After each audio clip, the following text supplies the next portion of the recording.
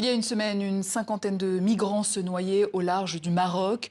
L'occasion pour nous de faire un point sur la situation des droits humains dans le royaume. Justement, avec nous pour en parler, Mounir Ben Salah, bonsoir. Bonsoir, merci de m'accueillir. Merci à vous. Vous êtes secrétaire général du CNDH, le Conseil national des droits de l'homme. Alors, on parle souvent de ces dizaines de migrants régulièrement empêchés de rejoindre l'enclave espagnole de Ceuta ou de Melilla. Quelle est la politique migratoire du Maroc actuellement ?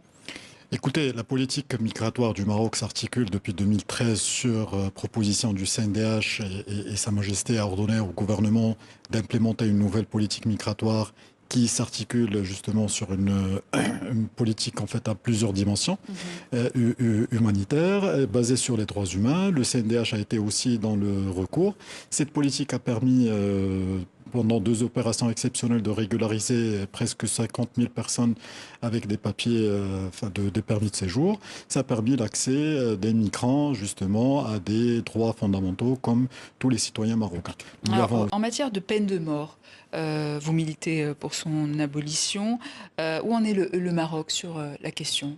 Alors, il faut savoir que depuis 1993, il n'y a eu aucune exécution de peine de mort au Maroc. Donc, c'est un moratoire de fait. Mais il y a des condamnations. Tout dernièrement, ce qui est important, c'est que le Maroc a voté en décembre le moratoire à l'ONU, le moratoire donc de principe, et nous aspirons à ce que le futur projet de code pénal soit un code pénal sans la peine de mort. C'est ce qui nous rassure un peu Mais plus. pour l'heure, il y a des condamnations.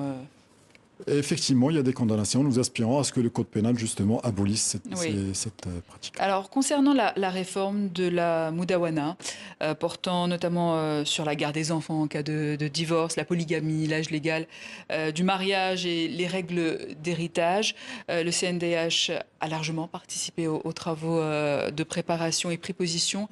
Quels sont les différents changements concrets à venir ? Alors, permettez-moi de donner des exemples concrets. Oui, on s'acheminerait au Maroc à une abolition de la polygamie, à une abolition du mariage des mineurs, à une responsabilité, une tutelle commune entre hommes et femmes pendant et après le mariage. Donc ça, Ce sont des avancées historiques. Des avancées historiques.